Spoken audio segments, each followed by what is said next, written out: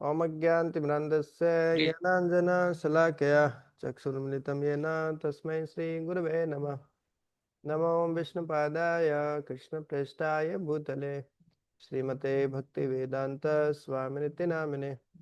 नमस्ते सरस्वते देवे गौरवाणी प्रचारिणे निर्विशेष शून्यवादी पाश्चात्य देशतारिणे।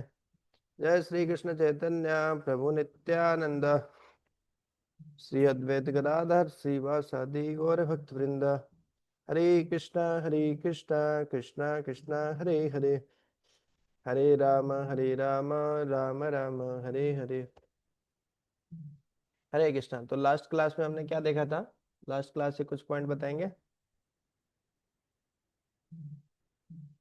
वीर प्रभु, आयुष प्रभु, आलोक प्रभु।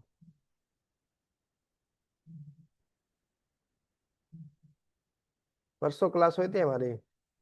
परसों अपन ने पढ़ा था भगवत गीता, तो एक दिन में साफ हो गया।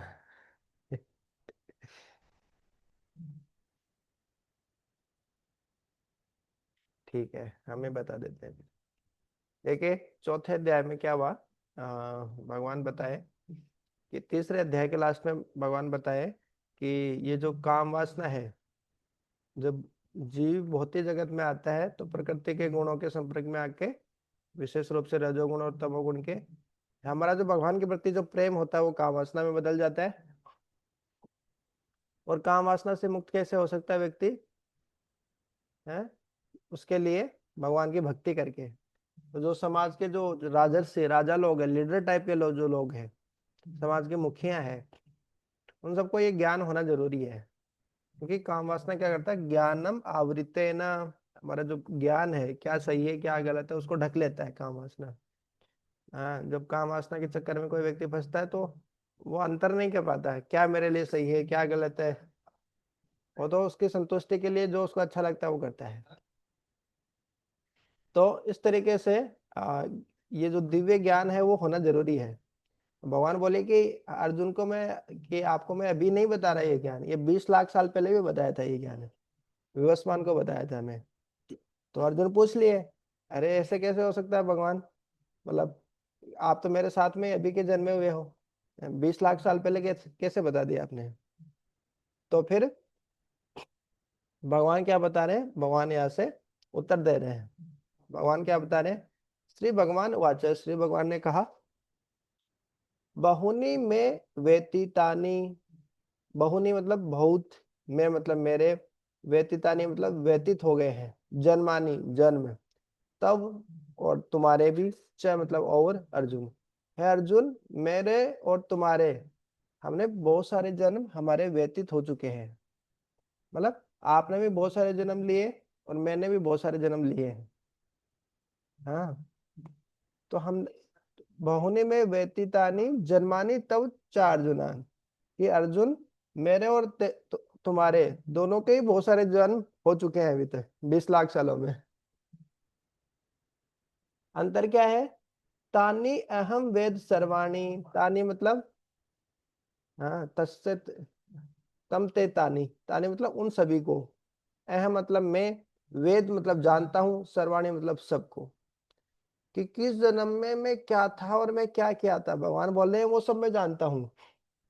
न तमम वेद परंतप, हे परंतप, हे अर्जुन, हाँ, शत्रुओं को तप देने वाले, परम रूप से कष्ट देने वाले, कष्ट देकर मारने वाले जो अर्जुन, लेकिन तुम वो सब जन्म तुमको याद नहीं है। तो भगवान क्या उत्तर दिए? भगवान बताए यहाँ पे कि हे अर्जुन, आपके और मेरे बहुत सारे जन्म हो चुके हैं, बहुत सारे जन्म हमने बिताए हैं, व्यतीत किए हैं। बहुनी में व्यतीतानी जन्मानी, हाँ, तव चार अर्जुना, तानी अहम वेद सर्वाणी, न तवम वेद परंतप। तो भगवान क्या करते हैं? भगवान को सारे जन्म याद है, लेकिन हमको सारे जन्म याद नहीं होते रहते हैं। आप पिछले जन्म में क्या थे पता है क्या? आलोक प्रभु क्या थे पिछले जन्म में, बता सकते हैं? क्या लगता है आपको? केसर सिंह जी, आपको पता है? आयुष प्रो को पता होगा लग रहा है।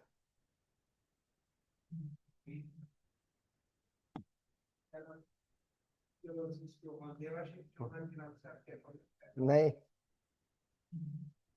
याद है लग रहा है, आयुष प्रो कुछ बोल रहा है।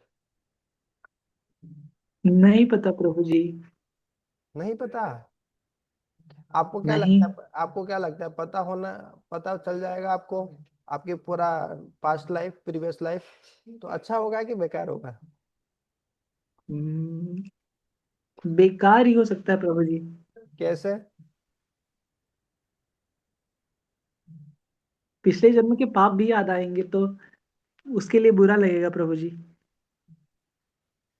और पुण्य भी तो याद आएंगे। हाँ तो मेरे हिसाब से उसके नीचे कैश एक्सचेंज लिखा है, ठीक है? क्या मैं हाँ, अच्छा भी हो सकता है प्रभु जी, क्योंकि हमें पता चल जाएगा कि पिछले जन्म में क्या गलतियां की थी, तो इस जन्म में वो गलतियां नहीं करेंगे प्रभु जी। हाँ, कोई चीज निकलता हूँ उसमें लिख देता हूँ। लेकिन मान लीजिए आपको पता चले कि पिछले जन्म में आपकी मौत कैसे हुई थी, हैं?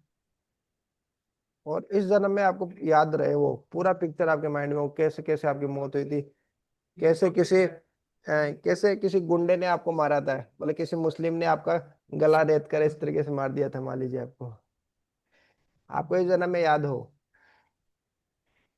तो आपको कैसा लगेगा ये जीवन? नॉर्मल लगेगा प्रभु जी। नॉर्मल लगेगा। हाँ। और आपको मान लीजिए पता चले कि पिछले जन्म में आप एक सुअर थे, है ना? अभी जहाँ पे रहते हैं ना आप, उसके आसपास में आप रहा करते थे, और जो गंदी नाली थी ना वहां पे आप रहते थे। और सुअर क्या करते हैं बताइए आपको? और एक दिन कसाई आया तब आपको, और बहुत बुरा लगेगा।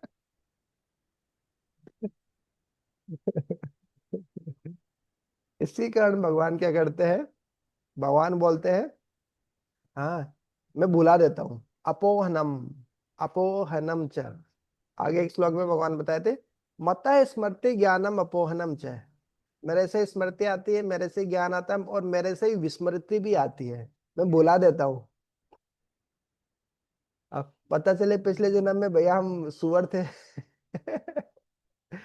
और हमको याद हो, और कसाई पकड़ के ले गया था। जैसे हमारे मंदिर के पीछे भी इधर पहले बहुत सुअर रहा करते थे, अभी तो बहुत कम देखने को मिलते हैं। तो कई बार कसाई आके पकड़ के लेके जाते थे ना उनको, इस तरीके से बहुत जोर जोर से चिल्लाते थे, मंदिर तक आवाज आती थी जोर जोर से। विशेष तौर से जब लॉकडाउन में, जब मैं 2020 में जब ज्वाइन किया था मंदिर, तो मैं सोचता था, क्या जीवन है भैया इन सुअरों का, कैसे पकड़ के लेके जा रहे हैं और कैसे चिल्ला रहे हैं बेचारे। हम्म? तो वैसे हम भी किसी जीवन में रहे होंगे, ऐसा नहीं है कि वो सुअर है तो हम किसी जन्म में सुअर रहे नहीं हम सारे जीव, संभावना है कि हम सारे योनियों से होके फिर मनुष्य योनि में आए हैं, शास्त्रों के हिसाब से बहुत संभावना है। हो सकता है डायरेक्ट मनुष्य भी हो सकते हैं, लेकिन ज्यादातर संभावना रहती है कि बहुत सारी योनियों में, तो हम भी हो सकता है कभी, है ना? कभी बिल्ली रहे होंगे, कभी गाय, कभी गधा, कभी ऊंट, कभी हिरण, और कभी सुअर, इस तरीके से बने होंगे हम भी। तो हमारे साथ भी ऐसे हुआ होगा। ये सब हमको याद होगा तो हम तो जी नहीं पाएंगे, ये जीवन जीना ही मुश्किल हो जाएगा हमारे लिए। तो इस कारण भगवान क्या बोल रहे हैं, मैं भुला देता हूँ उसको। और अर्जुन को भी यही बोल रहे हैं, देखिए 20 लाख सालों में क्या क्या हुआ वो सब मेरे को याद है, किस जन्म में क्या हुआ सब कुछ मेरे को पता है, लेकिन आपको पता नहीं है, तुमको पता नहीं है वो सब। हाँ। ओके, तो मेरे पीछे पीछे बोलिए। श्री भगवान वाच,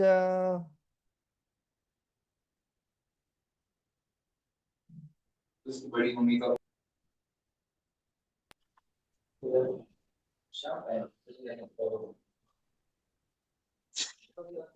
बहुने में व्यतीता ने, बहूनि मे व्यतीतानि जन्माने तव चार्जुन, जन्मानि तव चार्जुन ताने हम वेद सर्वाणि, तान्यहं वेद सर्वाणि न तवम वेद परंतप। न तं वेद परं तपः। न ओके आयुष प्रो पढ़िए ट्रांसलेशन और pro.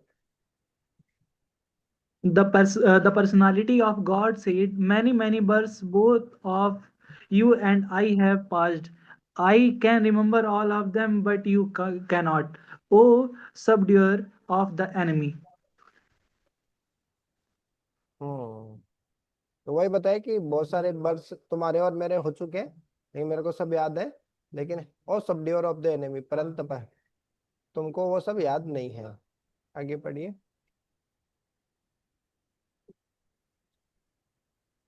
In the Brahma Samhita 5.33, we have information of many incarnations of the Lord. It is stated there, Advaitam Achyutam Anandim Ananta Rupam. अद्वैतम Achyutam अनादि अनादिम अनंत रूपम आद्यम पुराण पुरुषम नवयौवनम च वेदेषु दुर्लभम अदुर्लभम आत्मभक्तो गोविंदम आदि पुरुषम तमहम भजामि। अड़िए। I worship the Supreme Personality of Godhead, Govinda Krishna, who is the original person, absolute, infallible, without beginning. Although expanded into unlimited forms, he is still the same original, the oldest, and the person always appearing as a fresh youth. Such eternal, blissful, all knowing form of the Lord are usually not understood by even the West Vedic scholars, but they are always manifest to pure, unalloyed devotees. Yes, तो इसको अपन समझ लेते हैं। ये एक ब्रह्म संहिता है। ब्रह्म संहिता ब्रह्मा जी के द्वारा बोली गई है, ये है ना। बहुत ही महत्वपूर्ण शास्त्र है ब्रह्म संहिता। एक इतनी ऐसी पुस्तक है, प्रभुपाद जी की भी लिखी हुई है, तो अपने बेस में भी है ये पुस्तक। तो ब्रह्म संहिता में ब्रह्मा जी क्या बताते हैं, ये ब्रह्मा जी का रियलाइजेशन है। ब्रह्मा जी बता रहे हैं, देखिए कोई साधारण जीव नहीं, ब्रह्मा जी खुद बता रहे हैं कि गोविंदम आदि पुरुषम तम अहम भजामि। जो गोविंद है भगवान श्री कृष्ण, वो आदि पुरुष है, वही है ना, उनसे सब कुछ आता है। तम अहम भजामि, उनका मैं भजन करता हूँ। तो ऐसा नहीं कि हम कोई साधारण किसी का भजन कर रहे हैं, किसी का भी भजन कर रहे हैं, नहीं, हम उन कृष्ण का भजन कर रहे हैं जिनका ब्रह्मा जी भी भजन करते हैं, बताइए। और वो कैसे है? अद्वैतम, अद्वैत है ना, एक है वो, भगवान एक है। अच्युतम, अच्युत है वो, अपने पद से कभी गिरते नहीं कि भगवान से भी जीव बन गए, ऐसा नहीं होता है। वो भगवान है, भगवान ही रहते हैं हमेशा। अनादिम, हर चीज के स्रोत वही है। आदि भी है और अनादि भी है। आदि कैसे है? हर चीज उन्हीं से आती है। और अनादि कैसे है? उनसे पहले कोई नहीं था। अनंत रूपम, और अनंत रूपों में अपना विस्तार करते हैं। तभी तो बोलते हैं ना, पता नहीं किस रूप में आकर भगवान मिल जाएंगे। तो अनंत रूपों में भगवान के कितने अवतार है भगवान के, है ना। जैसे 10 मुख्य अवतार है, फिर लाखों करोड़ों अवतार है भगवान के, अनंत अवतार है। और सबके हृदय में बैठे हैं, देखिए परमात्मा के रूप में भगवान है। आद्यम, आदि पुरुष है वो। पुराण, सबसे पुराने भी है पुरुष। पुराण पुरुष है। नव यौवनम से, सबसे पुराने हैं, मतलब बूढ़े हो गए होंगे ना भगवान, फिर दाढ़ी मूछ आ गई होगी, बाल पक गए होंगे, सफेद सफेद बाल होंगे एकदम, है ना। झुर्रियां पड़ गई होंगी बोले भगवान के। अरे नहीं, नव यौवनम से है वो, तो नव यौवन 11 से 16 साल के बीच के जैसे लड़के होते हैं वैसे दिखते हैं वैसा भगवान। वेदेशु दुर्लभम, अरे वेदों में भी दुर्लभ है वो। बहुत सारे वेद पढ़ने वाले कर्मकांडी जो रहते हैं, उनको भी बहुत दुर्लभ है, बहुत रेयर है वो भी। उनको पता, पूरा वेद पढ़ लिया, बोले कि क्या उद्देश्य है वेदों का, बताओ, है उनको पता ही नहीं। उनको कृष्ण मिलते ही नहीं, बताइए। वेदों में भी जो दुर्लभ है। लेकिन अदुर्लभम आत्म भक्तों, जो भगवान के भक्त है उनके लिए भगवान बहुत सुलभ है, अदुर्लभ है। ऐसे गोविंद जो आदि पुरुष है, उनका मैं भजन करता हूँ। कितना बढ़िया प्रार्थना लिखे ना ब्रह्म संहिता में ब्रह्मा जी, कितने अच्छा श्लोक बताया। ओके, उसके बाद में वो एक और ब्रह्मा जी क्या बता रहे हैं, देखिए। रामादिमूर्तिषु कला नियमेन तिष्ठन् नाना अवतारम अकरोत् भुवनेषु किन्तु कृष्णः स्वयं संभवत् परमः पुमानयो गोविन्दमादिपुरुषं तमहं भजामि। पढ़िए।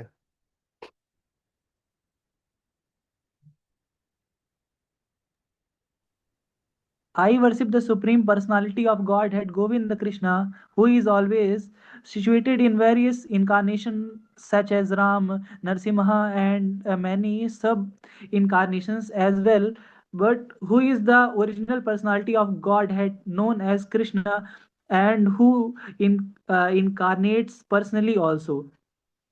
In the Vedas, also it is said that the Lord, although one without a second, manifests himself in innumerable forms. He is like the Vaidurya stone, which changes color yet still remains one. All those multiforms are understood by the pure unalloyed devotees, but not by a simple study of the Vedas. A Vedashu durlabham adurlabham atma bhakto. Devotees like Arjuna are constant companions of the Lord, and whenever the Lord incarnates, the associate devotees also incarnate in order to serve the Lord in different capacities. Arjun is one of these devotees, and in this verse, it is understood that some millions of years ago, uh, when Lord Krishna spoke the Bhagavad Gita to the sun god uh, Vivashwan, Arjun in a different capacity who also present. But the difference between the Lord and Arjuna is that the Lord remembers the incident, whereas Arjuna could not remember. That is the difference between the part and partial living entity and the Supreme Lord. Although Arjuna is addressed herein as the mighty hero who could subdue the enemy, he is unable to recall what had happened in his various past births.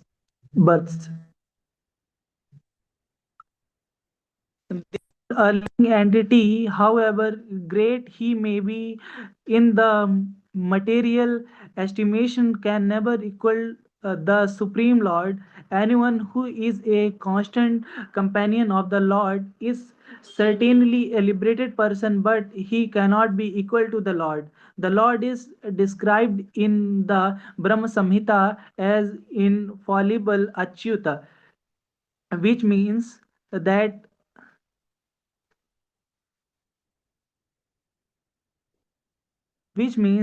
he never forget himself even though he is in material contact.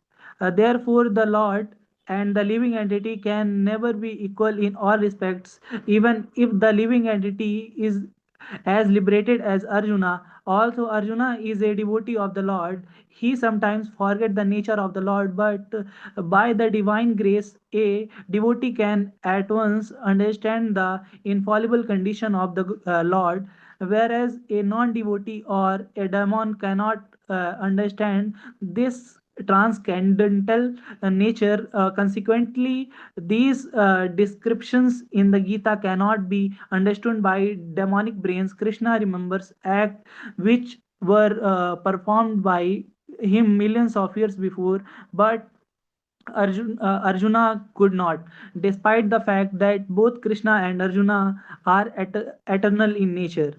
We may also note here in that living entity forgets everything due to his change of body, but the Lord remembers because he does not change his Satchitanand body. He is Advaita, which means there is no distinctions between his body and himself. Everything in relation to him is spirit, whereas the conditioned soul is different from his material body, as because the Lord's body and self as identical, his position is always different from that of the ordinary living entity, even when he descends to the material platform. The demon cannot adjust themselves to this transcendental nature of the Lord, which the Lord himself explains in the following verse. बताइए क्या क्या बताया यहाँ पे, लंबा सा प्रकट। प्रभु जी, इस श्लोक में बताया गया है कि जो प्रभु हैं उनको अपने सारे पिछले जन्मों का सब कुछ याद है, लेकिन अर्जुना को ये सब नहीं याद है। उन्होंने जब भगवान सूर्य भगवान को भी बताया था मिलियंस ऑफ ईयर एगो, मतलब कुछ लाख साल पहले, तो तब अर्जुन भी वहां मौजूद थे, लेकिन अर्जुन को वो सब चीजें नहीं याद है। और इसी पर्सपेक्टिव में भगवान और इंसान अलग अलग हैं। करेक्ट, ये महत्वपूर्ण पॉइंट है। कई लोग बोलते हैं कि हम साधना करेंगे, सिद्धि करेंगे, हम भी भगवान बन जाएंगे, शिवो हम ब्रह्मास्मि। अरे उसका मतलब है कि हम भी आध्यात्मिक हैं, हम भगवान नहीं है, उसका मतलब ये नहीं है। अहम ब्रह्मास्मि में ब्रह्म हूँ, आध्यात्मिक हूँ। हम तो जीव जीव ही रहेगा, भगवान भगवान ही रहेंगे। भगवान एक ही है। भगवान के कैसे अद्वैतम, शरीर और उनके आत्मा में अंतर नहीं, अच्युत, अपनी स्थिति से कभी गिरते नहीं, अनादि है, अनंत रूप में, आदि पुराण पुरुष नव यौवनम, ये सब है भगवान की विशेषता। वर्मा जी खुद बता रहे हैं, रामादि मूर्ति सु, इवन भगवान रामचंद्र है ना, ये सब भगवान से प्रकट होते हैं। ये भगवान के जो अवतार हैं सब भगवान है ना। तो आदि आदि पुरुष भगवान श्री कृष्ण, फिर उनसे है ना, पूरा भागवतम में पूरा ये आता है क्रिएशन। उनसे 3 प्रकार के विष्णु आते हैं, गर्भोदक्षाय विष्णु, क्षीरोदक्षाय विष्णु, है ना। पहले तो है ना बलराम जी आते हैं, राधा रानी आती है ना, दायाम विस्तार बायाम विस्तार। उसके बाद में वासुदेव, अनिरुद्ध, प्रद्युम्न और संकर्षण आते हैं। फिर उसके बाद में और विस्तार होता है। फिर सेकंड क्वाड्रिपल आता है, वासुदेव, अनिरुद्ध, संकर्षण, प्रद्युम्न। फिर उनके द्वारा फिर गर्भोदक्षाय विष्णु, क्षीरोदक्षाय विष्णु है, 3 विष्णु जो रहते हैं, महाविष्णु ना। भगवान सबके हृदय में बैठे रहते हैं, किस रूप में? क्षीरोदक्षाय विष्णु के रूप में, है ना। और पूरी ब्रह्मांड में, भौतिक ब्रह्मांड में बैठे रहते हैं गर्भोदक्षाय विष्णु के रूप में। और इस तरीके से बहुत सारे विस्तार है भगवान के, है। तो फिर अलग अलग भगवान के अलग अलग अवतार लेते हैं, है ना। भगवान रामचंद्र के रूप में वरादेव, नरसिंह अवतार, इस तरीके से। तो ये सब भगवान से आते हैं। तो ये ब्रह्मा जी यही बता रहे हैं कि जो राम आदि जो अवतार हैं, और कुछ कला, एते चांस कला पुंस, भागवतम में भी देखते हैं तो उसमें आता है पूरा, भगवान के बहुत सारे अवतारों के बारे में बताने के बाद बोलते हैं, एते चांस कला पुंस कृष्णस्तु भगवान स्वयं, ये भगवान के बहुत सारे अवतार हैं, या तो अवतार है या अवतार के अवतार है, इस तरीके से अंश अवतार है, कला है या फिर अंश है, इस तरीके से। लेकिन कृष्णा स्वयं भगवान, कृष्णा वो स्वयं भगवान है, इस तरीके से। यहाँ पे भी ये लिखा, कृष्णा स्वयं, ब्रह्मा जी भी वही बता रहे हैं, कृष्णा स्वयं संभवत परम पुमान, लेकिन कृष्ण परम पुमान है, वही भगवान है। फिर अद्वैतम, अच्युतम, अनादि, अनंत रूपम, सबको पूरा डिटेल में बताया है यहाँ पे।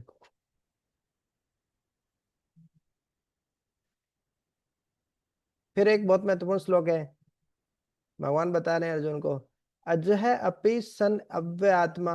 अजह मतलब मतलब जन्म लेना, अजय मतलब जिसका जन्म नहीं होता है, मैं अजन्मा हूं, फिर भी, अपि मतलब भी, फिर भी, सन मतलब होते हुए, अजन्मा होते हुए भी, अव्य आत्मा, मैं अव्य आत्मा हूँ। देखिए एक श्लोक पहले भी पढ़ चुके हैं अपन, अजय शब्द वहां पे भी आया था, बता सकते हैं कहाँ आया था? आत्मा की विशेषता जब बता रहे थे तब।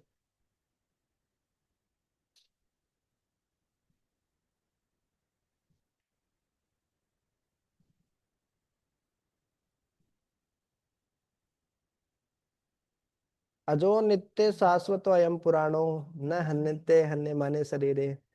जो आत्मा क्या है? अजय है, कभी जन्म नहीं लेती, नित्य है, शाश्वत है, अयम पुराण न हन्यते हन्य माने शरीर, शरीर के नष्ट होने पर आत्मा नष्ट नहीं होती है।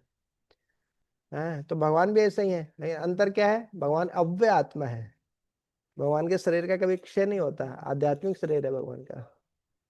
और दूसरा अंतर क्या है, भूतानाम ईश्वर, सारे जीवों के वो ईश्वर भी हैं, मालिक भी हैं, सारे भूतों के जीवों के ईश्वर होते हुए भी प्रकृतिं स्वाम अधिष्ठाय, अपने दिव्य प्रकृति में अधिष्ठाय मतलब स्थित होकर, संभवामी, भगवान प्रकट होते हैं, सम्यक रूपेण भवामी प्रकट होते हैं, आत्म माया, खुद की माया से, योग माया से। हाँ, तो भगवान क्या है, अजय है, अव्यय आत्मा है, वो सारे जीवों के ईश्वर भी हैं। बोले अजय तो हम भी हैं, लेकिन हम अव्यय नहीं है, सारे जीवों के ईश्वर नहीं है हम। है कि नहीं। प्रकृति में स्वाम अधिष्ठाय, कुछ लोग इसकी गलत व्याख्या भी करते हैं। देखिए, भगवान भौतिक प्रकृति में स्थित होकर जो माया में फंसकर फिर जन्म लेते हैं। मायावादी जो लोग रहते हैं इस तरह व्याख्या करते हैं, वो गलत है। प्रकृति मतलब स्वभाव, जैसे अपना स्वभाव होता है ना, जैसे प्रकृति मतलब ये भी अर्थ होता है। तो भगवान की प्रकृति क्या है, आध्यात्मिक स्वभाव भगवान का। तो आध्यात्मिक है ना, उसी फॉर्म में भगवान का शरीर हमारी तरह भौतिक नहीं होता, आध्यात्मिक ही होता है। तो अपने आध्यात्मिक रूप में स्थित होकर क्या होते हैं, आत्म माया, आत्म मतलब खुद की माया के द्वारा, योग माया के द्वारा भगवान प्रकट होते हैं, अवतार लेते हैं। हम क्या, हमको हमारे हमारे कर्म हमको फोर्स करते हैं, है कि नहीं। कोई है क्या यहाँ पे, हाँ, कि ये बोले ये मेरी माता, ये मेरे पिता, देखो अगले जन्म में देखो कहाँ जाना है, मैं खुद डिसाइड करूंगा, मैं खुद निर्धारित करूंगा कि अगले जन्म में मैं किस परिवार में जन्म लेने वाला हूँ, और कौन मेरे माता होंगे, कौन मेरे पिता होंगे। हो सकता है आप में से कुछ अभी भी डिसाइड किए होंगे कि देखिए ये मेरी माता, ये मेरे पिता होंगे, और ये लो मैं टपका, इस तरीके से हो। कि हम निर्धारित किए हमारे माता पिता, पेरेंट्स नहीं, हमको जो कर्म है हमारे वो फोर्स किए हैं। दैताश्रय कण पुंसः, तो पिता के वीर्य के माध्यम से हम किसी माता के घर में प्रवेश किए, हमारे कर्मों के अनुसार। हमारे खुद की स्वतंत्र स्वतंत्र इच्छा नहीं है, हमारी खुद की इच्छा के अनुसार नहीं लिए कि ये देखो मेरी माता है, मेरे पिता, इस घर में लो मैं जन्म ले लेता हूँ, ऐसा है ना। ज्यादा कमाना नहीं पड़ेगा, बोले अच्छा परिवार है इसलिए मैं आ गया इसमें। ऐसा नहीं, हमको हमारे कर्मों के अनुसार लेना पड़ता है। लेकिन भगवान क्या है, खुद की इच्छा से अवतार लेते हैं, भगवान प्रकट होते हैं, और हम जन्म लेने के लिए बाध्य होते हैं। तो ये अंतर है। कितना महत्वपूर्ण श्लोक है। अजय है, भगवान बोले मैं जन्म नहीं लेता, अव्यय आत्मा हूँ, मेरे शरीर का कभी क्षय नहीं होता। आप लोगों का होता है, पहले छोटे होते हो, फिर बड़े होते हो, फिर बूढ़े होते हो, फिर वो बीमारी आती है, फिर नाम नाम सत्य होता है। लेकिन भगवान के शरीर के साथ ऐसा नहीं होता, भगवान दिव्य आत्मा है, अजह अपि सन अव्यय आत्मा। और दूसरा अंतर क्या है, भूतानाम ईश्वर अपि सन, और सारे जीवों के ईश्वर हैं वो। और अपने आध्यात्मिक प्रकृति में अधिष्ठित होके क्या करते हैं, संभवामी, वो खुद प्रकट होते हैं, आत्म माया, खुद की माया से। हाँ, रोजी पढ़िए। अजोऽपि सन्नव्ययात्मा भूतानामीश्वरोऽपि सन् प्रकृतिं स्वामधिष्ठाय संभवाम्यात्ममायया। Although I am unborn and my transcendental body never deteriorates, and although I am the Lord of all living entities by my internal energy, I still appear in every millennium in my original transcendental form. Hare Krishna. हरे कृष्णा। तो कितना अच्छे से भगवान बता रहे हैं, although I am unborn, मैं unborn हूँ, अजन्मा हूँ मैं, and my transcendental body never deteriorates, अव्यय आत्मा, मेरा जो दिव्य शरीर है वो कभी क्षय नहीं होता उसका, हमारा वे है, हमारी बॉडी डिटेरियोरेट होती रहती है। And although I am the lord of all living entities, भूतानाम ईश्वर ऑफ ईशन, सारे जीवात्माओं का मैं ईश्वर हूँ, है। प्रकृतिम स्वाम अधिष्ठाय, स्व प्रकृति मतलब मेरी जो आध्यात्मिक प्रकृति है, आध्यात्मिक जो शरीर है उसमें मैं संभवामी, उसमें प्रकट होता हूँ। और कैसे, आत्म माया, मेरी खुद की माया से, इंटरनल एनर्जी से। देखो दो प्रकार की माया होती है, एक होती है महामाया, एक योग माया। हम महामाया में फंसे रहते हैं। हमको माया प्रकृति के तीन गुणों में फंसा के रखती है, और तीनों गुणों के अनुसार हम कार्य करते हैं, बद्ध रहते हैं।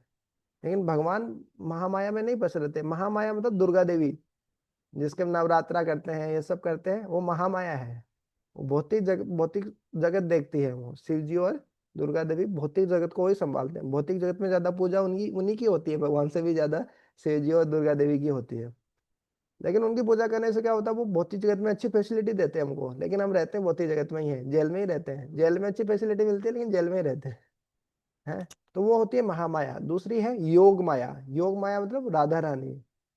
जो राधा रानी है वो है योग माया, भगवान की इंटरनल पोटेंसी है, या योग माया है ना। जो एक है ना तुलसी देवी, और या जो मतलब आध्यात्मिक जगत में जो कंट्रोल करती है, भगवान की लीलाओं को कंट्रोल करती है। एक योग माया जो है वो भगवान की लीलाओं को देखती है बेसिकली, है ना। तो ये योग माया है, वो क्या होती है, वो आध्यात्मिक होती है। तो भगवान है ना, योग माया भगवान की लीलाओं को निर्धारित करते हैं। महामाया से भगवान नियंत्रित नहीं होते, भगवान नियंत्रित होते हैं योग माया से। और भगवान की इच्छा से काम करती है योग माया। भगवान को इच्छा है कि चलो है ना ऐश्वर्य वाली लीला की जाए, तो भगवान मुंह में ब्रह्मांड दिखा देंगे, गोवर्धन पर्वत उठा देंगे। फिर भी भगवान को लगेगा नहीं नहीं नहीं। बाकी दूसरी लीलाओं को लगेगा कि दूसरी शक्तियां फिर प्रदान हो जाती है। अरे भगवान इस तरीके से दिखाएंगे तो वात्सल्य प्रेम ही खत्म हो जाएगा माँ का। माँ देखेगी बच्चा तो भगवान है, तो वात्सल्य प्रेम ही खत्म हो गया। तो वो जो वो वाली दूसरी शक्ति है वो एक्टिवेट हो जाती है। तो इस तरीके से भगवान की लीलाएं चलती रहती है। ठीक है, परपट पढ़िए, बड़ा परपट है, वेद प्रभु पढ़े। The Lord has spoken about the pe- uh, peculiarity of his birth. Although he may appear like an ordinary person, he remember everything of his many past births, whereas a common man cannot remember what he has done even a few hours before. If someone is asked what he did exactly at the time on one day earlier, it would be very difficult for a common man to answer immediately. He would surely have to dredge his memory to recall what he was doing exactly at the same time one day before. And yet men often dare claim to be God or Krishna. One should not be misled by such meaningless claims. Then again, the Lord explains his Prakriti or his form. Prakriti means nature as well as Swarup or one's own form. The Lord says that he appears in his own body. He does not change his body as the common living entity changes from one body to another. The conditioned soul may have one kind of body in the present birth, but he has different body in the next birth. In the material world, he the living entity has no fixed body but transmigrates from one body to another. The Lord, however, does not do so. Whenever he appears, he does so in the same original body by his internal potency. In other words, Krishna appears in this material world in his original eternal form. With two hands holding a flute, he appears exactly in his eternal body, uncontaminated by this material world. Hmm. एक बार इतना explain कर दीजिए। जी, प्रभु भगवान इसमें बोल रहे हैं कि मतलब वो भगवान बता रहे हैं कि वो ऑर्डिनरी पर्सन की जैसे नहीं है कि मतलब उन्हें अपने पुराने बर्थ्स के बारे में याद नहीं हो। मतलब वो हम जैसे मतलब वो ऑर्डिनरी पर्सन से अलग है, इसलिए अपने जितने भी उनके बर्थ्स हुए अभी से मतलब जितने भी उनके पास्ट जितनी भी उनकी पास्ट लाइफ थी सबके बारे में उन्हें पता है। और इधर कॉमन पर्सन के बारे में बताया गया जैसे कि उसे तो ये भी नहीं याद होगा कि कल एग्जैक्ट टाइम पे अगर उससे पूछा जाए कि क्या कर रहे थे तो उसे बताने के लिए भी वो थोड़ा टाइम लेगा। लेकिन भगवान के साथ ऐसा नहीं है, भगवान को अपने पास्ट लाइफ्स के बारे में भी पता रहता है। और फिर ऐसा बताया गया है प्रभु कि जैसे जो अदर लिविंग एंटिटीज हैं वो कैसे करती हैं कि वो माइग्रेट होती हैं एक मटेरियल बॉडी से दूसरी मटेरियल बॉडी में।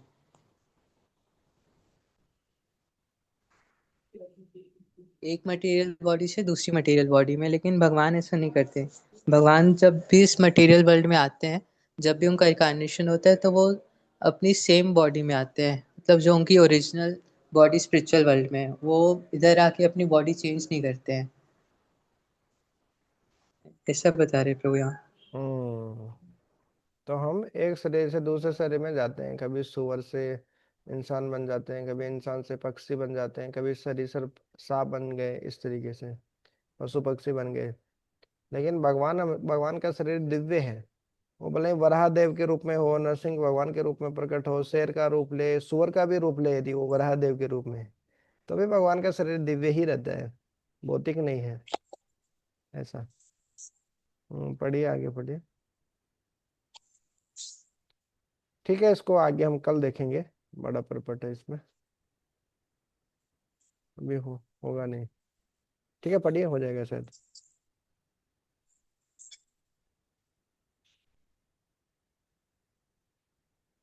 In other words, Krishna appears in this material world. He appears exactly in his eternal body, uncontaminated by this material world. Although he appears in the same transcendental body and is the Lord of universe, it still appears that he takes birth like an ordinary living entity. And although his body does not deteriorate like material body, it still appears the Lord Krishna grows from childhood to boyhood and from boyhood to youth. But extinguishingly enough, he never ages beyond youth. At the time of the battle of Kurukshetra, he had many grandchildren at home, or in other words, he had sufficient age by material calculation. Still, he looked like a young man, 20 or 25-year-old. We never see a picture of Krishna in old age because he never grows old like us. Although he is the oldest person in the whole creation, past, present, and future, neither his body nor his intelligence never deteriorates or changes. Therefore, it is clear that in spite of his being in the material world, he is same unborn, eternal form of bliss and knowledge, changeless in his transcendental body and intelligence. Factually, his appearance and disappearance are like the sun's rising moving before us and then disappearing from our eyesight. When the sun is out of When the sun is out of sight, we think that the sun has set, and when sun is before our eyes, we think that sun is on horizon. Actually, the sun is always in its fixed position, but owing to our defective, insufficient senses, we calculate the appearance and disappearance of the sun in